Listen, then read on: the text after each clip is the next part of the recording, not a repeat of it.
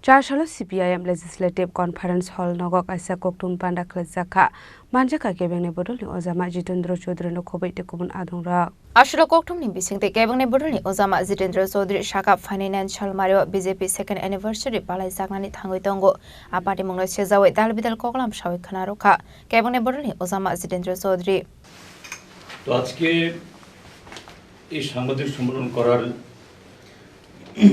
মূল কারণ বা উদ্দেশ্য বিগত কদিন ধরেই এর আগেও ছিল আমাদের রাজ্যের পত্রপত্রিকা ইলেকট্রনিক মিডিয়া সোশ্যাল মিডিয়াতে এটা পত্রিকার পাতা খুললেই সোশ্যাল মিডিয়া ফেসবুক হোক বা ইনস্টাগ্রাম হোয়াটসঅ্যাপ এ রাজ্যের বিজেপি আইপিএফটি ত্রিপুরা মথা জোট সরকারের দুর্নীতিতে আগেও ছিল এটা যেন সমস্ত রেকর্ড ছাপিয়ে যে প্রায় প্রতিদিন নতুন নতুন ঘটনা এগুলি বেরিয়ে আসছে। আপনারা জানেন এই সময়েতে আমাদের পার্টির সাংগঠনিক খুব গুরুত্বপূর্ণ কর্মসূচি চলছে।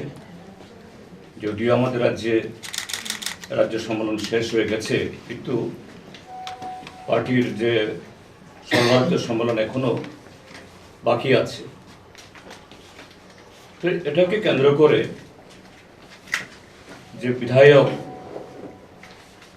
বা জনপ্রতিনিধি হলেও আরেক দিক থেকে এই সাংগঠনিক দায়িত্বে থাকার সুবাদে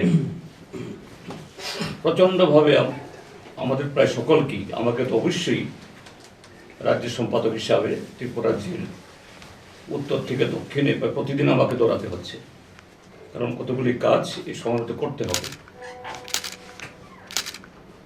সেখানে পাবলিক, শুধু আমাদের পার্টির সমর্থক দরদির তরফ থেকে না, পাবলিকের তরফ থেকে ফোন আসছে, দাদা আপনি কিছু মনে করবেন না, এটা আপনাকে বলতেই হবে, আপনি বিরোধী দল নেতা।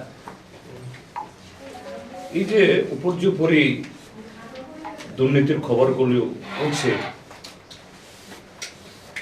আপনি আরো জোরদারভাবে বিষয়গুলো তুলুন।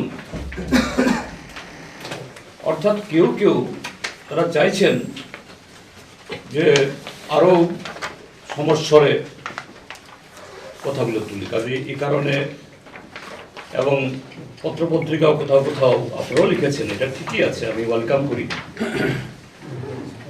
যে সিপিআইএম প্রধান বিরোধী দল তারা এটা বিবৃতি দিয়ে খালাস, এই সমস্ত ক্ষেত্রে কেন তারা আরো বেশি অ্যাগ্রেসিভ হচ্ছে না। তো এটা একটা অব্লিগেশন, অবশ্যই আমি মিডিয়া এবং জনগণ যারা এইভাবে তাদের যে এই কি বলে বক্তব্য তারা পেশ করছেন, আমি তাদেরকে ধন্যবাদ জানাই। এবং এটা দায়িত্বশীল নাগরিক এবং দায়িত্বশীল মিডিয়া, এবং সেই হিসাবে আমি এটাকে দেখছি। তো সেই সুবাদে এগুলো নিয়ে কথা বলা, কিন্তু আবার একই সময়তে এটা কাকতালীয় হলেও যে এই সরকারের, অর্থাৎ দ্বিতীয় বিজেপি নেতৃত্বে এই যে জোট সরকারের, এখন বিজেপি ত্রিপুরা মথা আইপিএফটি, তার 2 বছর পূর্তি আজকের দিনই 8ই মার্চ 2023 তারিখে তারা শপথ গ্রহণ করেছেন। তারাও তাদের 2 বছরের পূর্তি উৎসব বা সাফল্যের ডঙ্কা প্রচারে আরো আগে থেকেই নেমেছেন। রাজা খরা আগল নিসিমি প্রণামী ককথুম চিনি খরাং।